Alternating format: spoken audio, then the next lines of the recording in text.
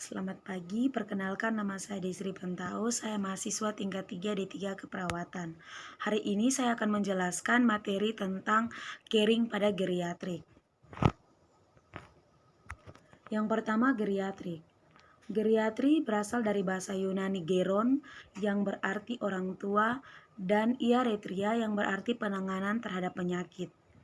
Dalam dunia kesehatan, geriatri adalah cabang ilmu kesehatan yang berfokus pada diagnosis, penanganan, serta pencegahan penyakit dan gangguan kesehatan tertentu akibat penuaan. Menua bukanlah suatu penyakit, tetapi merupakan proses yang berangsur-angsur mengakibatkan perubahan kumulatif, merupakan proses menurunnya daya tahan tubuh dalam menghadapi rangsangan dari dalam dan luar tubuh. Orang yang menua disebut dengan lansia.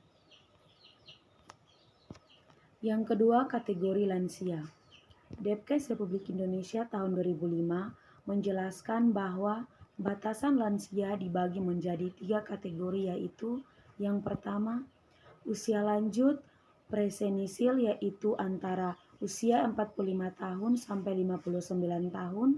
Yang kedua, usia lanjut yaitu usia 60 tahun ke atas. Dan yang ketiga, usia lanjut beresiko yaitu usia 70 tahun ke atas atau usia 60 tahun ke atas dengan masalah kesehatan.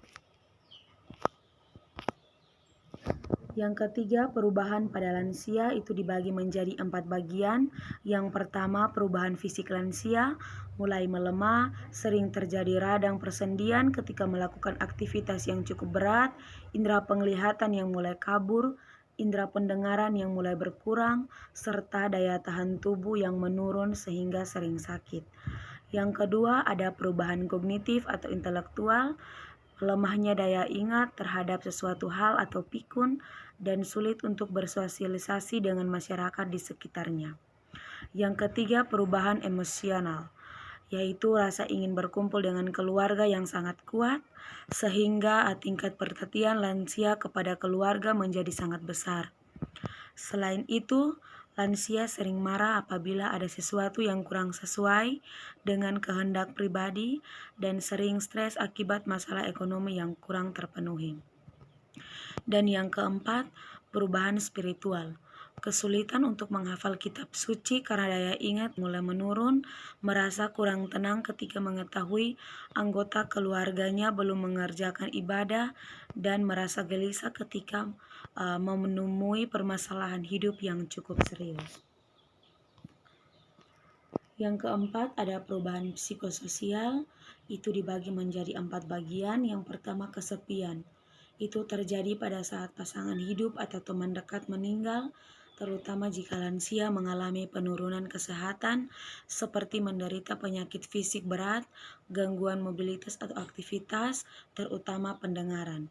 Yang kedua, duka cita atau meninggalnya pasangan hidup, teman dekat, atau bahkan hewan kesayangan dapat meruntuhkan pertahanan jiwa yang telah rapuh pada lansia. Hal tersebut dapat memicu terjadi gangguan fisik dan kesehatan pada lansia.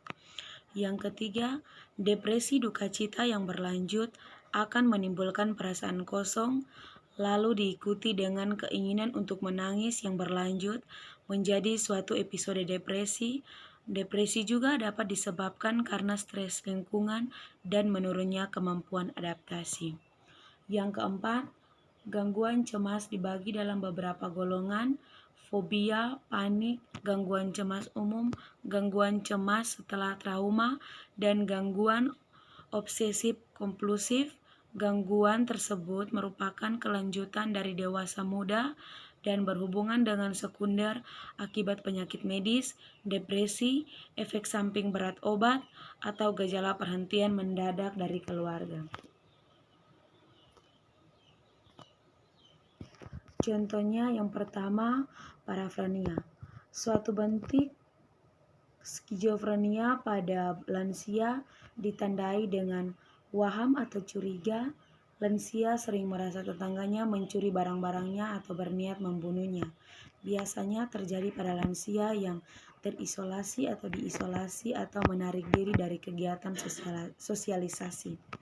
Yang kedua, sindroma Diogenesis. sesuatu kelainan di mana lansia menunjukkan penampilan perilaku yang sangat mengganggu. Rumah atau kamar kotor dan bau karena lansia bermain-main dengan feses dan urinnya sehingga menumpuk barang dengan tidak teratur. Walaupun telah dibersihkan, keadaan tersebut dapat terulang kembali. Caring. Caring adalah suatu kemampuan untuk mendedikasi bagi orang lain, pengawasan dengan waspada, menunjukkan perhatian, perasaan empati pada orang lain, dan perasaan cinta atau menyayangi yang merupakan kehendak keperawatan.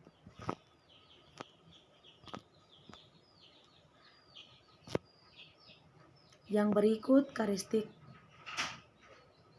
caring. Yang pertama, be yourself. Sebagai manusia harus jujur, dapat dipercaya, tergantung pada orang lain. Dan yang kedua, clarity. Keinginan untuk terbuka dengan orang lain. Yang ketiga, respect. Selalu menghargai orang lain. Yang keempat, supportance. Dalam caring, perawat tidak terbawa dalam depresi atau ketakutan dengan orang lain. Yang kelima, freedom. Memberi kebebasan kepada orang lain untuk mengekspresikan perasaannya. Yang keenam, empati. Mengalami emosi yang serupa dengan emosi orang lain, mengetahui apa yang orang lain rasakan dan pikirkan. Yang ketujuh, komunikatif. Komunikasi verbal dan nonverbal harus menunjukkan kesesuaian dan evaluasi dilakukan secara bersama-sama. Yang berikut perilaku caring dalam keperawatan. Yang pertama, kehadiran. Kehadiran seorang perawat membantu menenangkan rasa cemas dan takut pasien karena situasi tertekan dan kesepian. Sentuhan. Yang pertama, sentuhan berorientasi tugas. Yang kedua, sentuhan pelayanan atau caring. Yang ketiga, sentuhan perlindungan. Caring dalam spiritual menawarkan klien untuk berinteraksi dengan penciptanya dalam bentuk beribadah untuk mendapatkan ketenangan untuk tangani cemas. Yang kedua, mendengarkan. Mendengarkan membantu perawat dalam memahami dan mengerti maksud klien dalam membantu menolong klien mencari cara untuk mendapat kedamaian. Memahami klien merupakan pemahaman perawat terhadap klien sebagai acuan melakukan intervensi berikutnya. Perawatan keluarga melibatkan keluarga dalam setiap intervensi keperawatan yang diberikan kepada klien. Sekian hasil penjelasan saya. Terima kasih.